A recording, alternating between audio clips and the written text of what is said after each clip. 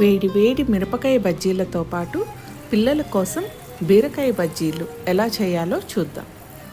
ముందుగా చిన్న మిక్సీ జార్లో 2 స్పూన్లు వాము, ఒక అర చెంచా ఉప్పు వేసి మెత్తటి పొడిలాగా చేసి పెట్టుకోవాలి. ఈ పొడిని మిరపకాయని మధ్యలోకి చీల్చి ఇందులో తురుముకోవాలి. ఇలా వద్దు అనుకునే వాళ్ళకు కూడా చివర్లో బజ్జీ అయిపోయిన తర్వాత మీద చల్లుకోవచ్చు. మీకు చూపించడం కోసం ఒక మిరపకాయలో ఇలా పెడుతున్నాను. మిరపకాయని మధ్యలోకి చీల్చుకోవడం వలన నూనెలో వేసినప్పుడు పేలకుండా ఉంటాయి. అలానే బీరకాయను కూడా చెక్కు తీసి ఇలా చక్రాలలాగా కోసి పెట్టుకోవాలి. ఒక కప్పులో శనగపిండి, 1 స్పూన్ వాము,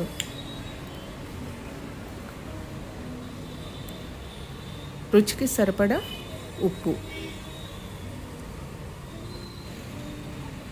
దాంతోపాటు ఒక చిటికెడు సోడా ఉప్పు వేసి ఒకసారి అన్నీ కలిసేలాగా కలుపుకోండి. కొంచెం కొంచెం నీళ్లు పోసుకుంటూ పిండిని బజ్జీలు వేయడానికి వీలుగా కలిపి పక్కన ఉంచుకోండి. ఉండలు లేకుండా స్మూత్ పేస్ట్ లాగా కలిపి పక్కన పెట్టుకోవాలి. స్టవ్ మీద ఒక బాండీ పెట్టుకొని డీప్ ఫ్రైకి తగ్గ ఆయిల్ పోసి వేడయ్యాక ఇలా బజ్జీలు వేసుకోండి. అలానే బీరకాయ బజ్జీ కూడా వేస్తున్నాను.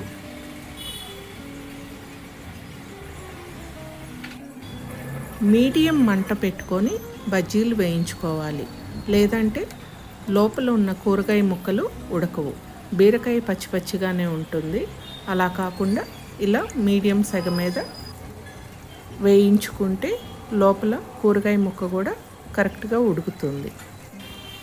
వీటిని మళ్ళీ రెండోసారి వేయిస్తాము, అందుకని కొంచెం లైట్గా వేగాక తీసేసి ఇంకా మిగతా బజ్జీలు కూడా వేసుకున్నాను. ఆ తర్వాత మళ్ళీ రెండోసారి అన్ని బజ్జీలు వేసి వేయిస్తున్నాను. దీనివల్ల తినడానికి కూడా క్రిస్పీగా చాలా బాగుంటాయి. ఫ్రై అయిపోయిన బజ్జీలను తీసి ఒక సర్వింగ్ ప్లేట్ తీసుకొని సర్వ్ చేసుకోండి. ఆల్రెడీ వాముని మిక్సీ వేసి పెట్టుకున్నాం కదా, కొంచెం ఉప్పు వేసి ఆ పిండిని కొంచెం స్ప్రింకిల్ చేసుకోండి. పిల్లలకి బీరకాయ బజ్జీలో కావాలంటే కెచప్తో సర్వ్ చేయండి. అంతే అండి, easy bajji ready. Please subscribe, like, comment and share. Thank you. Bye.